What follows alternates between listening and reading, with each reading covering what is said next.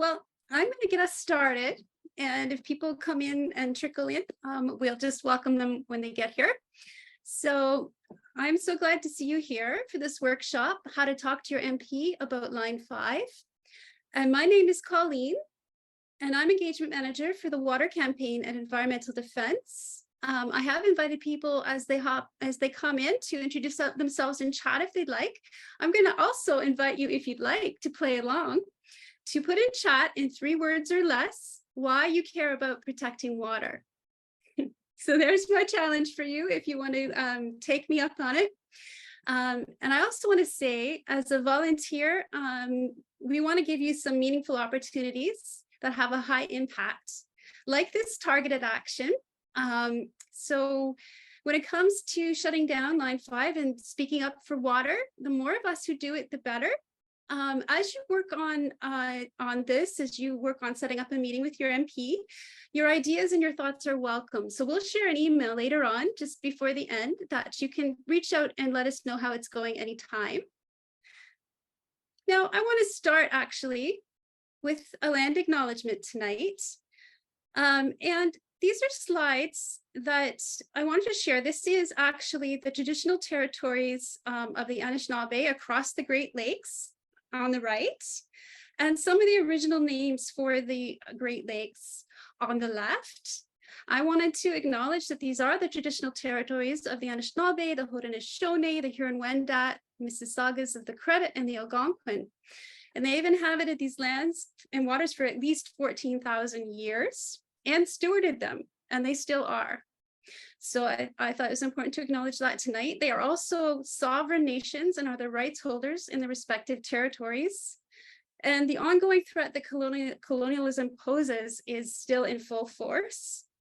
So I wanted to acknowledge that. And we have here, as you see, Michelle, who's just joined us. She is our water campaign team leader. And I want to quote Michelle, who reminded us to remember to see the Great Lakes for what they are: a living relation who's a part of ourselves that needs our love, our care, our respect, our compassion, and our commitment to repairing our severed relationship.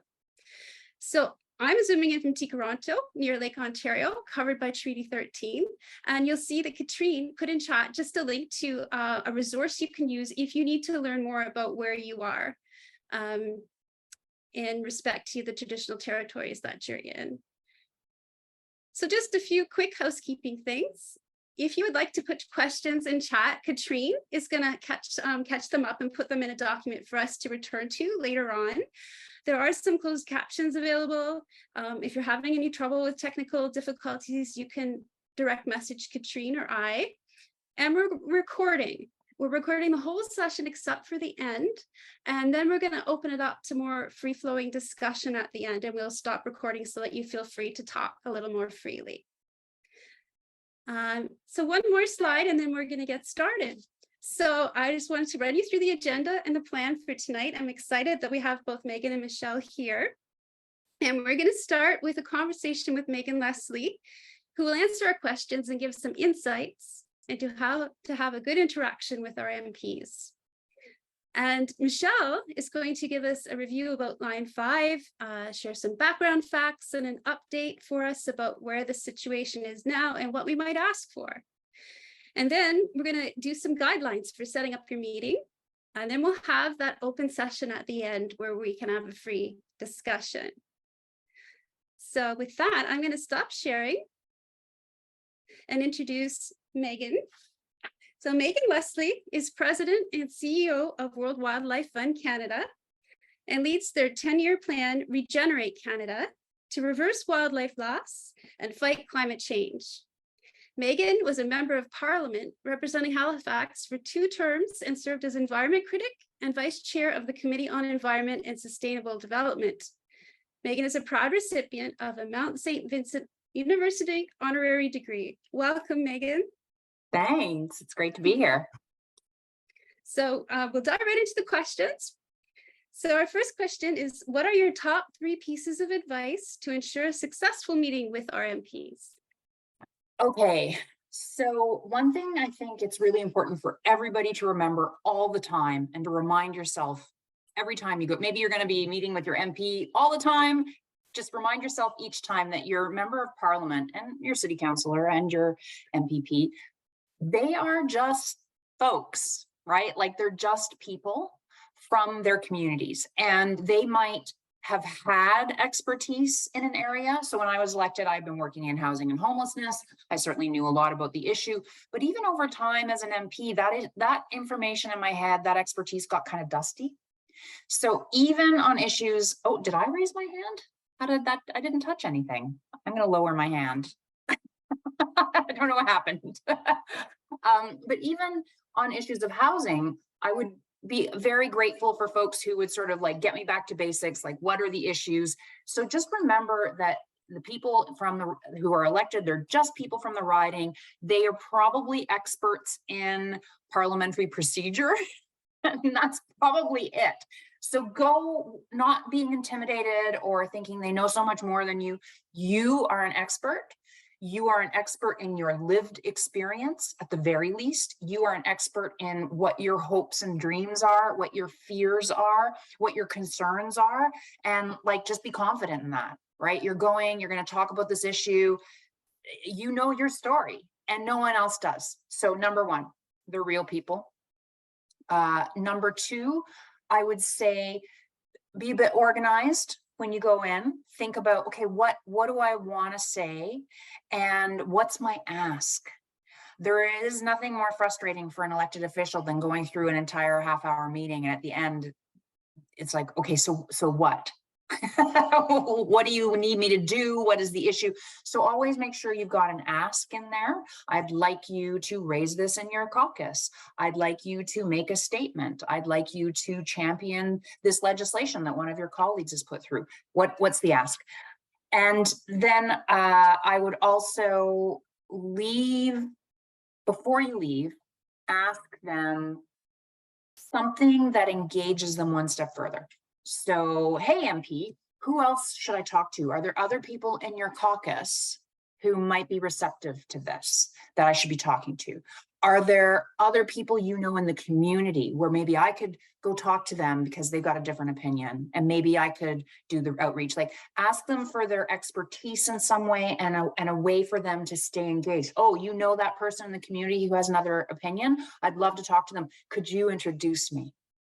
I don't know what the question is, but something to just get them to take it one more step. Or even, can I meet with you again in a couple of months as this develops? You know, just something to sort of hook them in. So they're just people. Have an ask and think about a way to engage them further. Wow, I love that thought, just to take it to the next step. It's good. Yeah. Okay, so our second question is, what are some of the best conversations you've had when meeting with your constituents, and what made those conversations resonate? So definitely meetings I remember, and it's a long time ago that I was an MP, but I remember meetings because certain constituents would come with their story of how issue X or Y impacted them, the impact on their family. I said, you are an expert in your hopes and dreams and fears. I remember some of those hopes and dreams and fears that people brought to me. Your personal story. And when you are there and you're elected, your party's giving you information, the media is giving you information, the other parties are giving information. So you kind of have a big picture sense of it. It's like, this is bad for the environment. This is good for jobs. What can you add to that big picture narrative that helps that MP see things a little differently? Maybe it is your personal story that they haven't thought about that angle before, like the impact on a constituent in my riding. Maybe it's if the issue is like, this is good for jobs, maybe you have stories of how it impacts negatively on jobs in another sector, like this is bad for the jobs in our parks. Or maybe you have a way, that person's party is like, this is our position, and you can help by saying, hey, but what about this? Let's nuance that a bit. Here's some information. So thinking about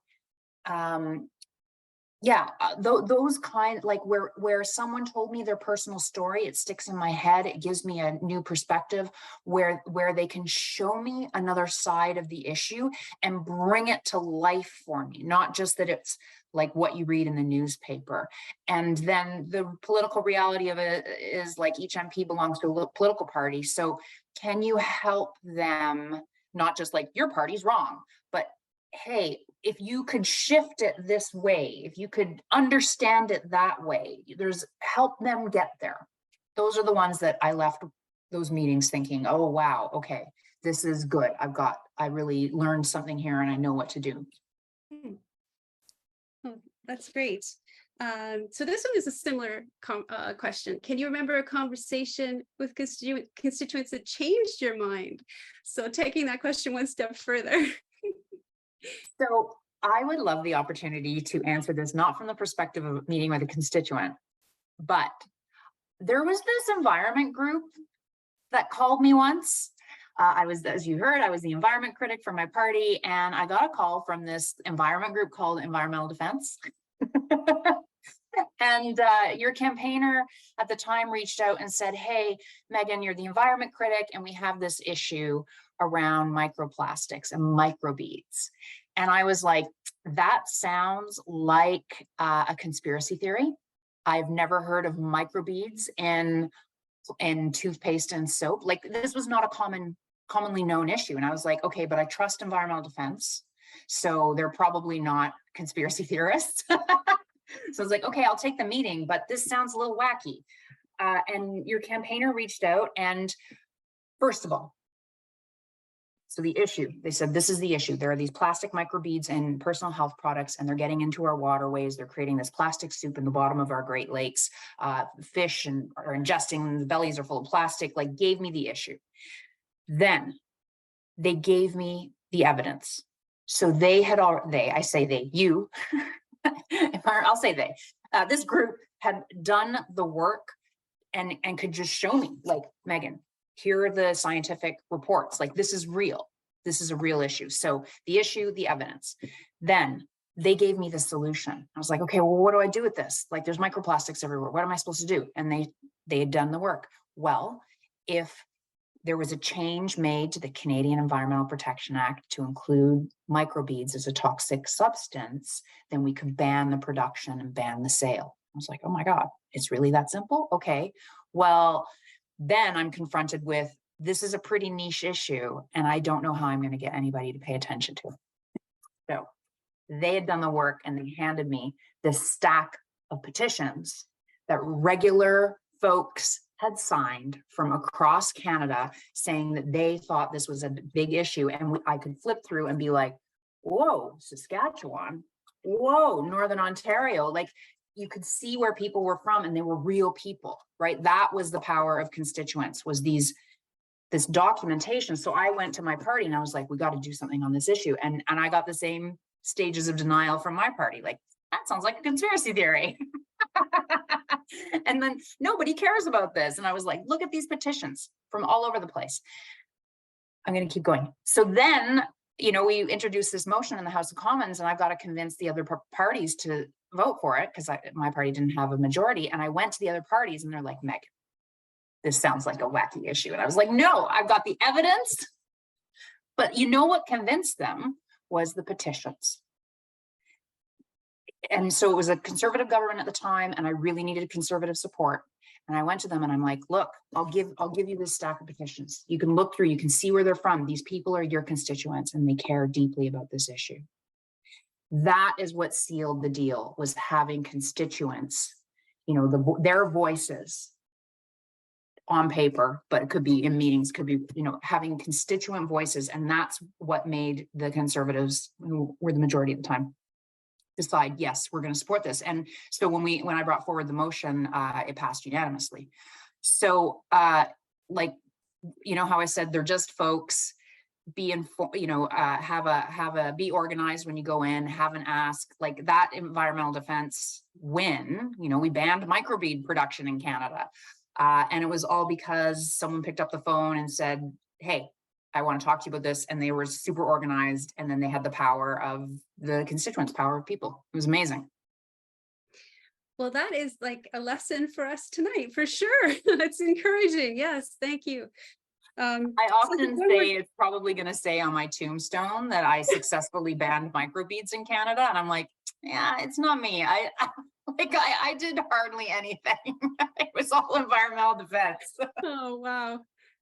Well, that's a great story. And I have one more question, and Yeah. it's I want to ask you more personally, because you work on protecting lands and water. But Yeah. what motivates you to protect the water? Hmm. Yeah, that is a personal question. So I'd love to hear what everybody who's attending, what their personal motivation is too. I mean, for me, my parents lived in different parts of Ontario. So I grew up in Northern Ontario where there were so many lakes. We didn't even know the names of half of them. You know, it's just like they're everywhere. So I grew up fishing. I grew up boating, swimming. And then my dad, when I would visit him, he was on Georgian Bay. So I got to see like the big, majestic Great Lakes. And it's, you know, water's been super important to me in my childhood. And now as an adult, I am a whitewater kayaker.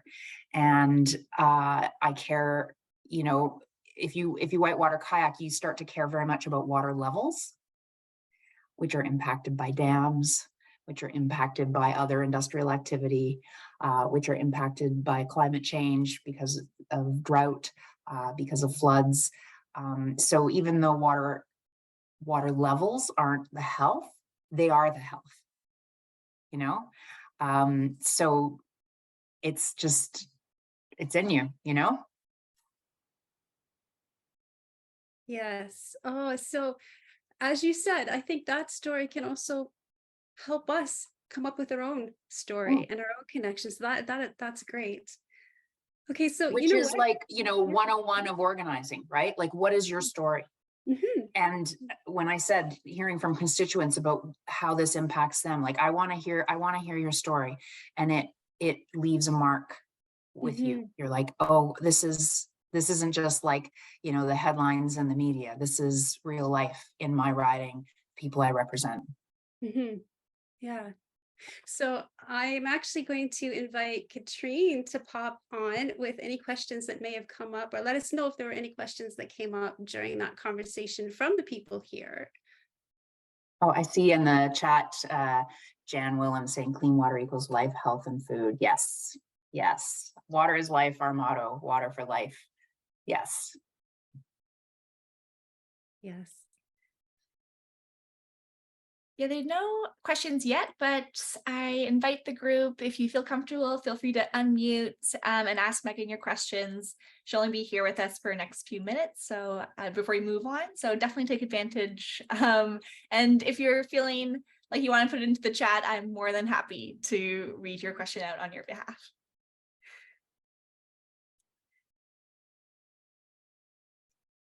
While we're waiting, I just want to say to everybody who has joined that this is really important work, and it can be intimidating, right, to engage in this way, but you're a member of the community and your perspective needs to be heard, and it's just awesome that you're doing this. So thank you on behalf of all of us and the water. Thank you so much for the work that you're doing and for putting up your hand and saying, yeah, I can do this. Mhm. I Yes, have I a see quick your question. hand. Was there a hand raised? Amazing. Yeah, Michelle. Go for it. So I guess my question would be that there can be times when you go to an MP or an MPP, but an MP with the right with the data and the facts that you think you would need in Mhm. order to have a productive conversation, as long as that MP has an open mind and is willing to listen. And there's even times when that's not the case, though, when facts are not enough, and it especially is with things like environmental issues that become really politicized. So what would your advice be when you counter those kinds of roadblocks or challenges? Yeah, that's a good point, Michelle. Not every elected official is going to be open. So my advice would be still take the meeting, be respectful, go in, do your part, right? Don't count them out. You never know, maybe behind closed doors with their caucus, they're saying, hey, I know our position is X, but I'm getting pressure in the riding. That is very, very important that they feel pressure in a respectful way, right? That pressure does start to change things behind the scenes in a way that you might not see. So keep doing it. And then I'm also going to just say, like, when election time comes or before the election comes, find a great candidate in your riding and support them. You know, encourage incredible people to run. Think about running yourself. If you don't want to run, find somebody else. They need money, they need volunteers, they need door knockers, and do your best to get somebody different elected. But in the meantime, you know, that's sort of like a big shift to get a new person elected, but it happens. You know, I lost in 2015, somebody else went in, right? Those shifts happen. So that is one way, that is one outlet. But in the meantime, don't discount that pressure and what those MPs are feeling and talking about behind closed doors. Yeah. I once heard that, you know, if somebody receives a letter, they assume that it's come, like the more people in their writing actually, then the one person who sent them the letter actually would have the same. Yeah. Yeah, for sure. I mean, there's no science behind it. It's not like for every one letter, it counts as 6.5 people, but you certainly understand, like, except for like the super niche things where you're like, oh, that's Joe from Poplar Avenue. Yeah, that's his because you get those. But you know, even a small handful of letters, if you can convince your friends to sign up and send a couple of letters too, it all matters. There was a really obscure, well, obscure to me because I didn't know the issue. Okay, but this issue around horses and how, because they're not seen as an agricultural product in Canada, like we don't eat horse meat traditionally, there were no regulations about what you could put in them in terms of antibiotics or steroids or anything. But then when horses died, we were selling the horse meat. Anyway, it's a niche issue. But a number of people in my riding cared deeply about it. So I learned about it and formed an opinion on it when that was not something that I was like, I'm going to get elected and this is my issue, right? Like it forced me to learn and figure out where I stood on the issue. That's really interesting. That I hadn't heard of either, but wow. Yeah. So there's one more question in the chat, Katrine, and then I think it's a big question, so we'll probably just end with that one. Yeah.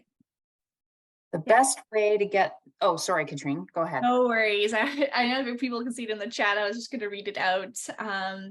As a comment talking about many examples of people coming forward, data solutions, particularly maybe the challenges of how maybe there's no successes coming through there.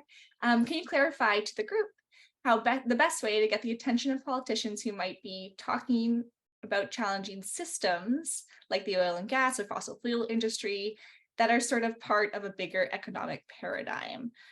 So sort of breaking down some of those barriers there. I think it was also, it's really like what Arlene is trying to say too, is the issue of like how colonial structures play a role. And I think that she's talking about, yes, the current economic system that incentivizes MPs to not necessarily look at or listen to the data or politicians. Thanks, Michelle. Yes, I think so. Yeah. Great question, Arlene. And that's, you know, it's what we're confronted with. You know, I see that, I acknowledge it. It's bigger than one meeting.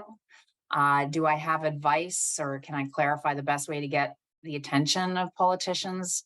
I think, okay, well, let's go back to my first piece about they're just people in the community. Okay, so even, you know, hearing, I'm pointing at the chat here. So the way that we're challenging systems like oil and gas that would make us look at the current economic paradigm, even that that's a little bit intimidating. Like, oh my God, what are we talking about here? This is so big. So is there a way to help your MP understand and see the world a little differently? I know that's putting a lot on your shoulders, but these folks are just folks from the community, right? And I found when somebody got super lectury with me or like threw around super big technical words, I kind of shut down a little bit. It's like there's only so much that I can take in. But there used to be this program from the what's it called, the Doctors Canadian Medical Association, and they had this program called MDs for MPs, where they would link medical doctors to MPs, not to do our healthcare, but to talk to us about healthcare policy. And so I had an MD, and he would reach out to me once a month. And healthcare is a big, gnarly issue, right? Very complicated. And we would just get together for coffee once a month. And he would talk to me about healthcare and talk to me about healthcare policy and educate me. And I was incredibly grateful to him. Again, you know, maybe to Michelle's point, I was maybe a more open MP, but it's just one example of helping somebody get comfortable with bigger, gnarlier issues, and then maybe being able to chart a path together, a path forward together on an issue. Like, how do we, I think looking at how we talked about oil and gas in 2008 when I first was elected as compared to now, you know, I do think things are getting better. They're not, it's not fast enough at all, but there has been a bit of a shift, and I think that's been because of public pressure and because of education about the issues, and the electorate just saying enough is enough. Like, come on. So that's my best advice, but keep asking other people, because that's not the only advice, I'm sure. Mm-hmm.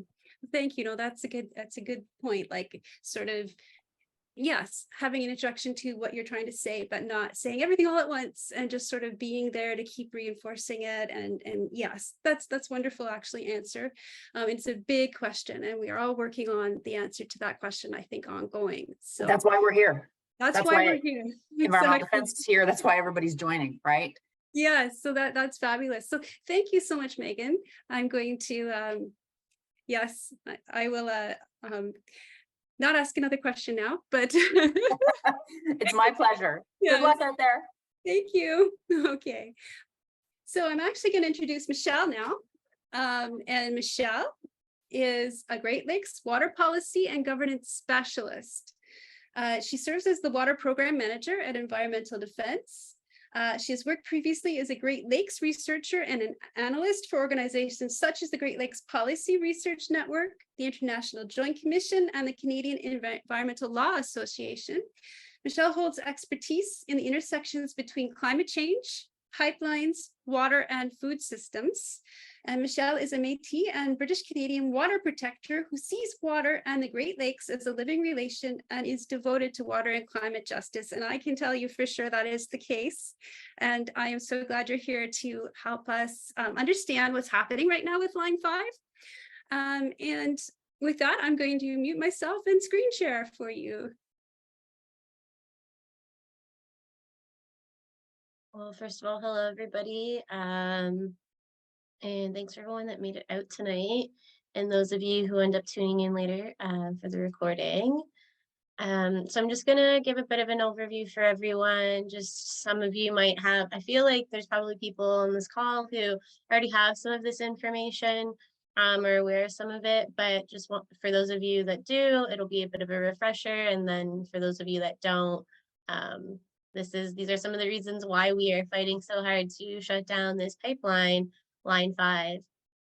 So Line 5 is 70 years old. It's a very dangerous pipeline. And it's in what some experts have said is one of the worst possible, well, the worst place for an oil spill to occur in the Great Lakes. And from that, you can also deduct that it's one of the worst places in the world for an oil spill to occur, since the Great Lakes are the world's largest surface freshwater system. And this pipeline is carrying some of the dirtiest tar sands oil in the world directly through the heart of the Great Lakes.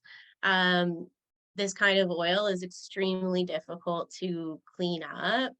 And so all action must be taken that we can to prevent oil spills from happening, and also obviously get ourselves off of our dependence on oil.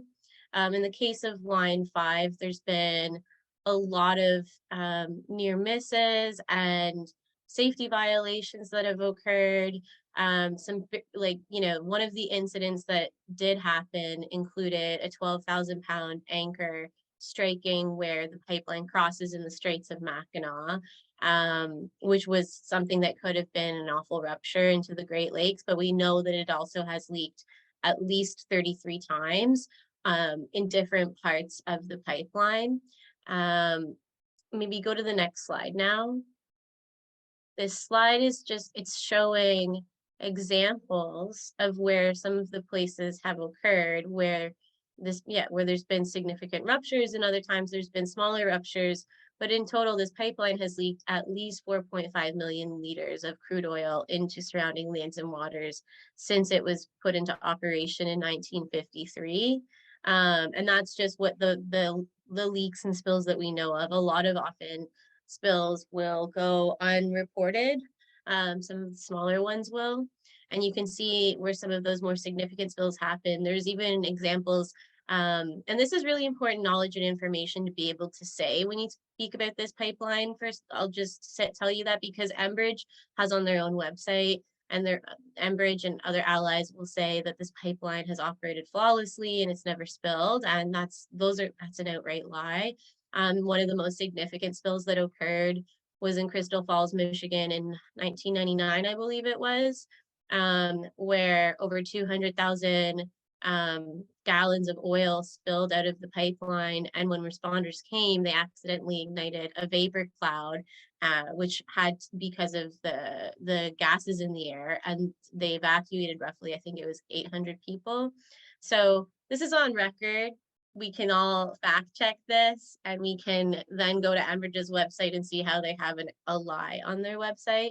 So it's important when we talk about that, because this is one of the things that the corporation Enbridge, as well as any kind of political allies or other allies that they have in power, will try to spin a narrative that this pipeline is safe. And we have numerous examples even of Enbridge alone having a very poor track record with when it comes to things like oil spills. We've got a blog on our website about some of this as well, where we have some of the sources for that information. But and this is also the same company that is responsible for one of the largest inland oil spills in North American history into the Kalamazoo River spill, where it took them 17 hours, where it took Enbridge 17 hours to shut off the pipeline because they ignored the warning signs. And it wasn't until a local utility person was smelling gas and said something that it was finally shut off. And 10 years later, that ecosystem has not fully recovered, which has really been detrimental to a lot of the Indigenous tribes of the area, and just in general to the community, all the community that was impacted by that. Go to the next slide. So if there was, well, when when a significant rupture from line 5 happens, some modeling has shown that were this to occur in the Straits of Mackinac, which we've been lucky, it hasn't yet. As I said, that anchor strike was in the Straits of Mackinac. Up to 1,200 kilometers of Great Lakes shoreline could become engulfed with crude oil, which would be devastating. This would be devastating for places like Lake Huron, Lake Michigan. That stat is specifically for a rupture into the Straits of Mackinac, but there's other areas of the pipeline that could rupture that would also be detrimental to Lake Superior. For those of you who aren't aware, 84% of North America, aka Turtle Islands, surface fresh water is contained within the Great Lakes, and that's also they also contain 21% of the globe's surface fresh water.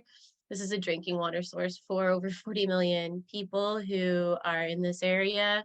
It's home to over 4,000 plants and species, and has very immense ecological importance and value, and also just the cultural and spiritual importance of the Great Lakes cannot be overstated. There's, you know, since time immemorial, Indigenous peoples have had a deep spiritual and cultural connection with the Great Lakes, that's embedded right into the teachings of the Indigenous peoples of this area, and the language as well.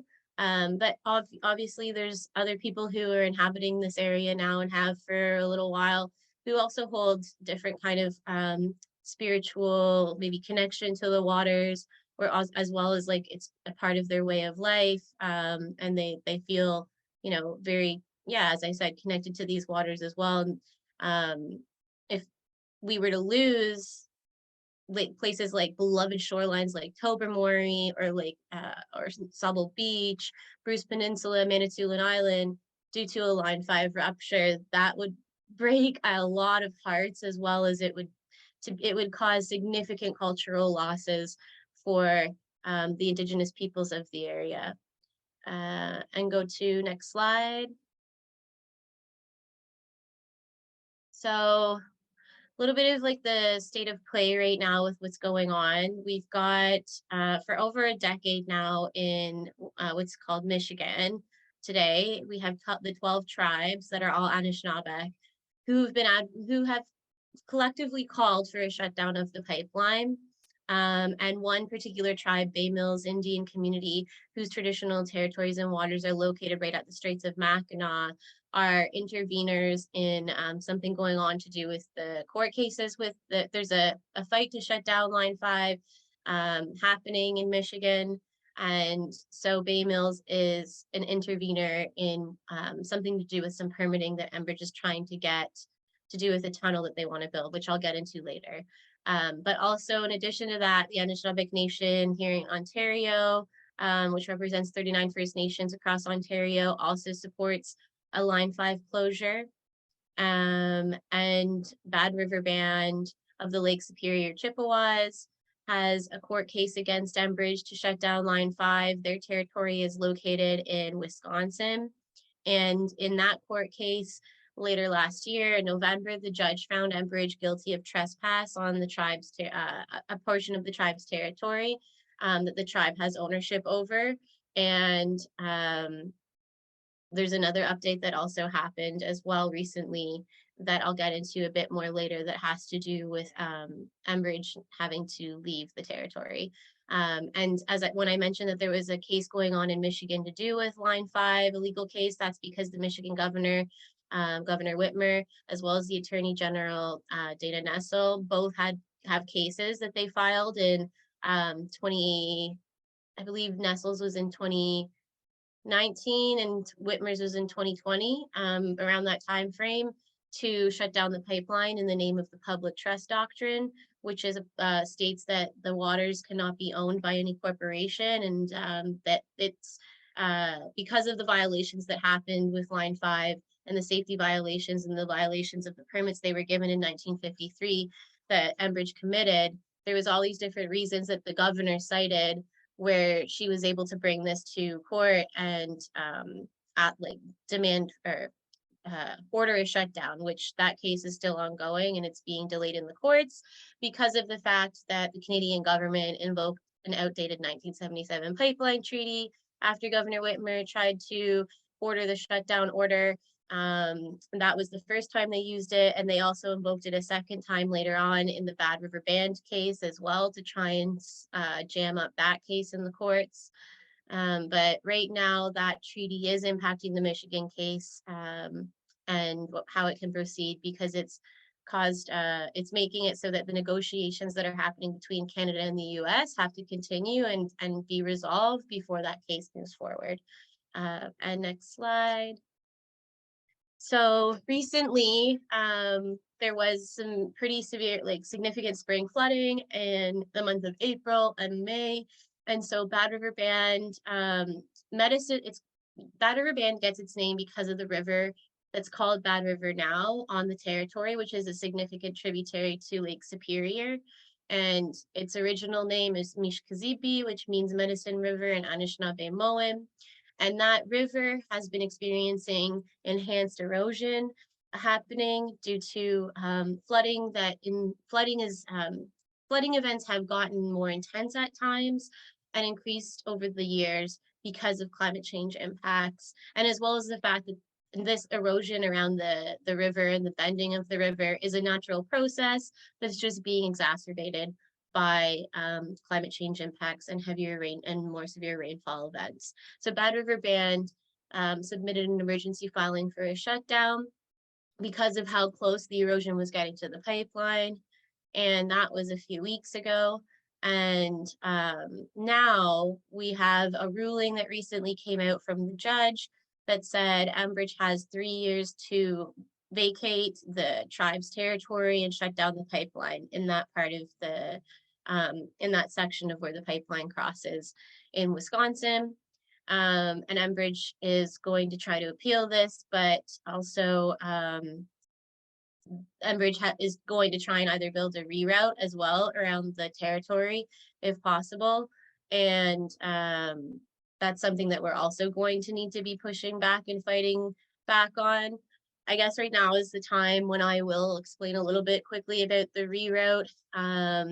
Basically, if Enbridge was forced off of the land, it had this backup plan that it would build a 65 kilometers of new pipeline around Bad River Band territory. It's important to note that this goes against what the tribe wants, because the tribe wants the pipeline out of its watershed. And in fact, the current proposed reroute is more dangerous to Medicine River than the current pipeline route because it's further upstream. So a more significant amount of the watershed would be impacted by a rupture in that area, as well as the fact that this reroute, the construction of it, they use a drilling method that when they used to build another pipeline, Line 3 in Minnesota, which some of you might have heard of, that caused some significant damage and pollution to the aquifers and the waters because of that drilling method. And Enbridge has admitted this drilling method causes pollution. And that's the same drilling method that would be used for this reroute. And so this is just, it's a very bad idea for a lot of different reasons, and not least, but also including the fact that climate change is a really big issue that we need to address. So we need to be fighting back against this reroute and just having this pipeline shut down in general. And next slide. So Straits of Mackinac, I've brought up a little bit, so just really quick recap.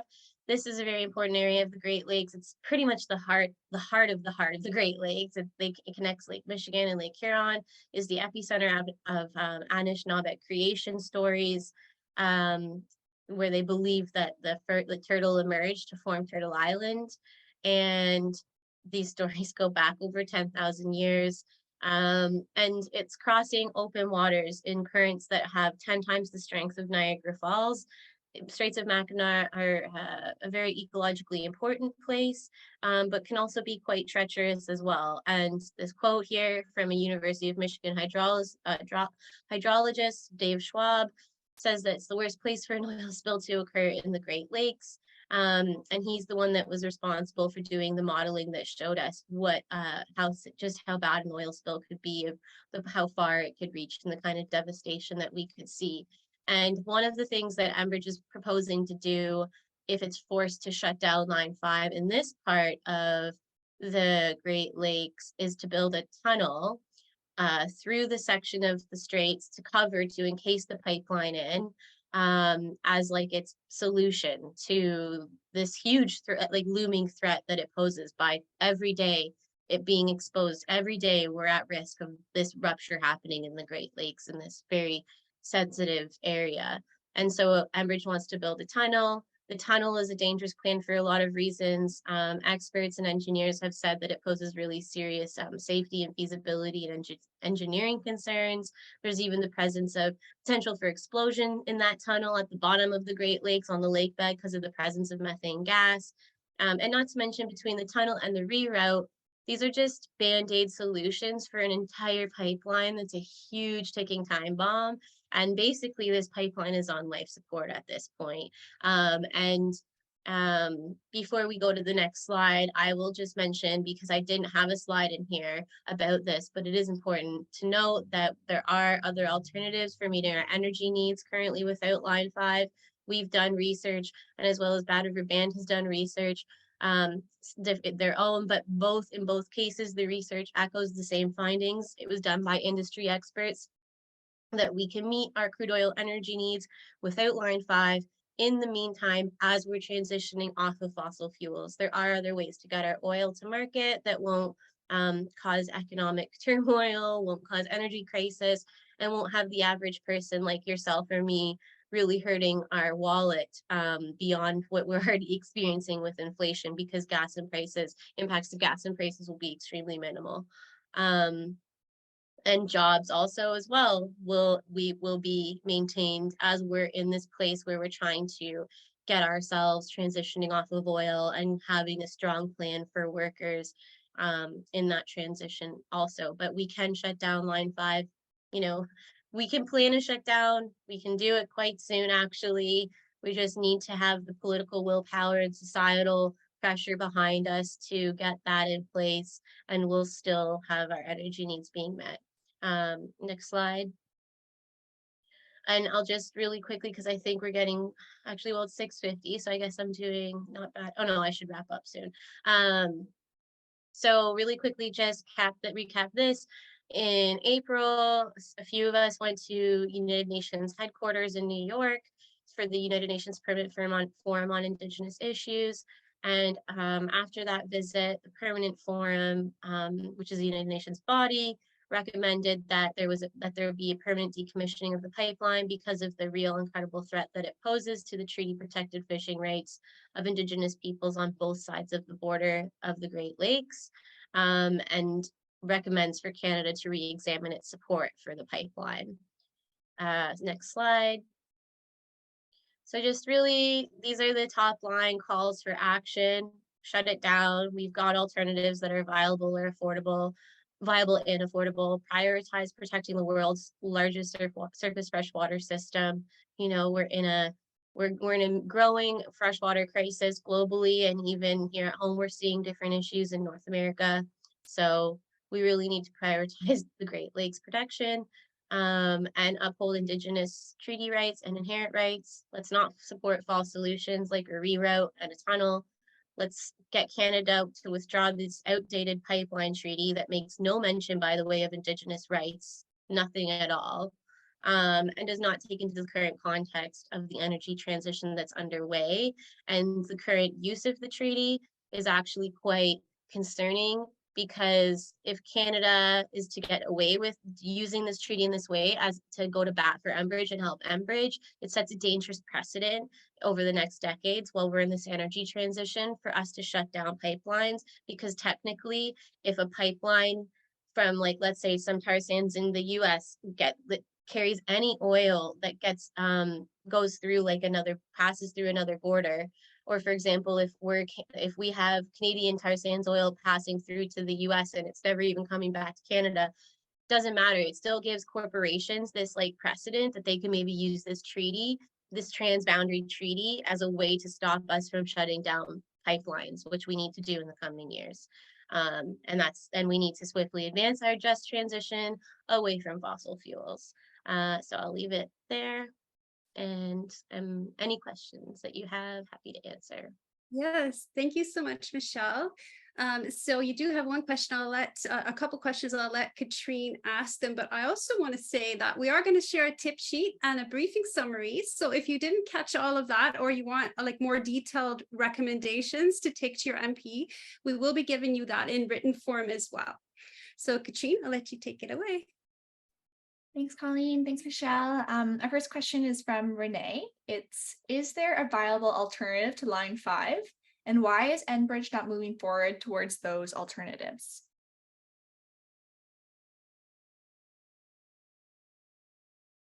Yes, there.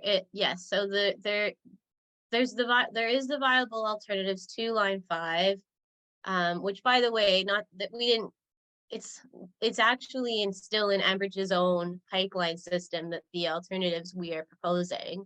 So they still benefit from the oil, like being the shippers, right? Like they're still benefiting from the oil moving through it. That's not what we cared about, but just FYI.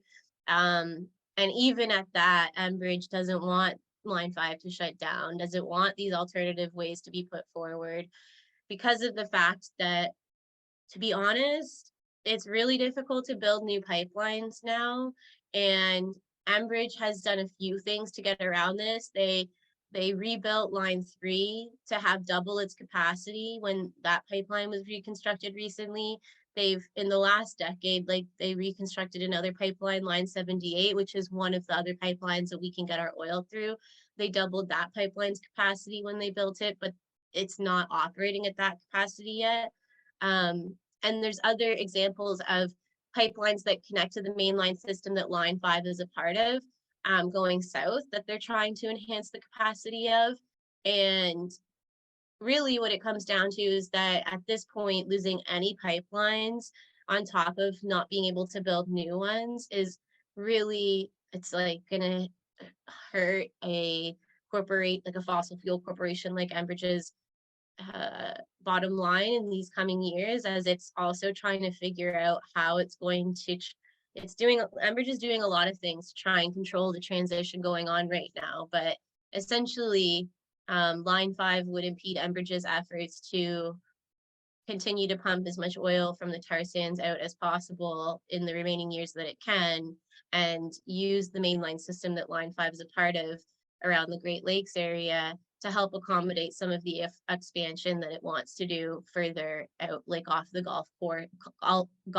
Gulf Coast, as well as say, like, you know, trying to even they would also like to expand further into the Atlantic as well, like sending oil that way. So that's why. And it comes down to their long-term profits and longevity, rather than the long-term prioritization and preservation of the Great Lakes and a planet that we can live on that's not burning. Thanks, Michelle. There's another question from Arlene. She was wondering if you could talk a little bit more about what the UN is calling for, and calling for how this impacts Indigenous rights, just as a point that can be amplified during the MP meetings. Yeah, I think that if anything, like that is a really important win that we were able to get because of the credibility and the weight and legitimacy of the real threat posed by line 5 to Indigenous rights and treaty rights.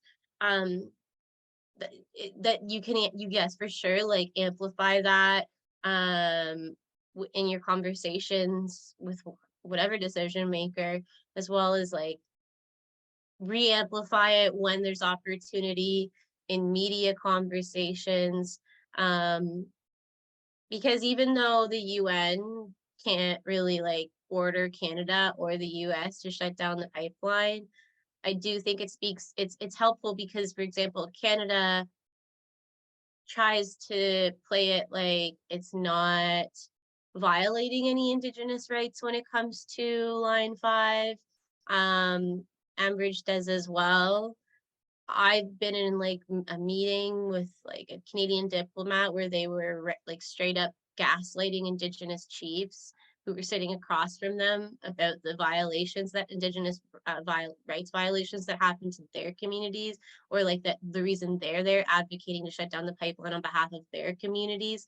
This was when we were in New York, and had a Canadian diplomat like just experienced that person totally gaslighting them and saying, no, that's not true. And I think that we need to take whatever we can, like this the UN recommendation, to help prove like, no, this is like actually a really serious threat. Even the UN agrees with us that this pipeline poses a really credible threat to the treaty rights of Indigenous peoples. So it's definitely useful for that. And if people can amplify that happens more, I think it helps give the Line 5 movement even more like, I don't want to say it's not credibility or weight, but it's just another thing on our side of all the facts are on our side, even the economic ones are on our side. Thanks, Michelle. And those were very good questions. So thank you for the questions. We have one more section tonight, and it's just about what we can do, a little bit more about how we can set up our meetings. So I'm going to screen share, and we can actually just delve into that just a little bit. So you've heard a little bit already from Michelle and from Megan about what we can do. I was really struck by Megan underlining the fact that as constituents, if we speak out and and we keep saying things, and as a collectively, more and more of us say them, how that does make a difference. So I'm just going to underline that again. When it comes to shutting down Line 5, the more of us who speak up, the better. And one of the most powerful ways we can do that is to meet with our MPs directly and let them know why we care about the Great Lakes and about why we support a Line 5 shutdown. And if enough of us do this, then we amplify the message for each other, and it gets more power. I also want to underline something Megan already touched on as well, which was great, is that our elected officials, I was once told when I was afraid to set up an appointment, that they're there to serve us, right? So what we say as somebody who lives in the riding does matter a lot. And we shouldn't feel shy about speaking up about what matters to us. So I'm going to suggest that when you get the toolkit, and if you review these materials, that you should feel free to make the materials your own, and express what you care about and why. So there's two pieces. There's like underlying the same message, and then there's having your local and your personal connection and taking that with you too. And so just a few step-by-steps for setting up your meeting. I suggest a bit of research first, and I see this in two parts. One, first of all, you might want someone who comes with you. If you can find someone in your neighborhood who has a similar concern or is working on a similar issue, and you can invite them to come along, 2 to 4 people is a good number if you can manage that. You don't have to, but it is helpful. And the second part of the research is, what is your MP doing now? Are they coming out with standing up for anything similar, or do they seem quite distant from this concern? And that will help inform what you take to the meeting with you. I'm also going to suggest that you find out if they're in office or not, because an in-person meeting can be wonderful, but it can be more difficult. So you may have to look at a Zoom meeting if you can't catch them in office. So that would be something to find out as well. So for setting up the meeting, if you're emailing, you include the names of everybody who's coming and their postal codes. Keep it polite and short and clear. Why are you contacting them? What is it about and why? And ask for a response. Don't be shy about saying you're looking forward to their response and following up if they don't respond. Within 3 or 5 days, you're even picking up the phone and calling and seeing if you can get a response. So what should you prepare? I would say preparing some key points, like Megan underlined again, some key points. You don't have to be an expert.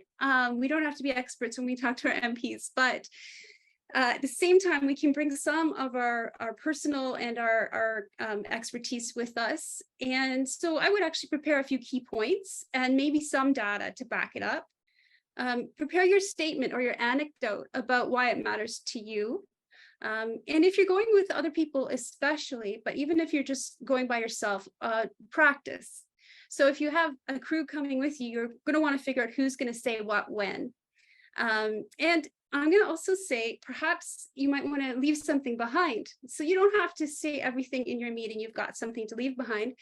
You can use our tip sheet in the training to make something personal, or we have what's called a briefing summary that we'll share with you as well, that you can just leave behind if you don't feel confident making your own.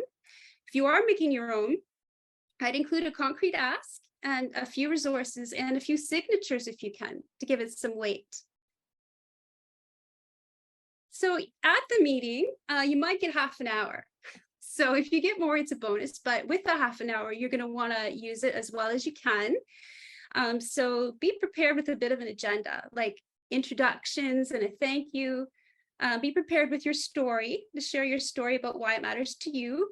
And I would say also have a few questions ready. So based maybe on the research you did, you might have some targeted questions like, what is your position on, on shutting down line 5? Or do you have a position on protecting our water?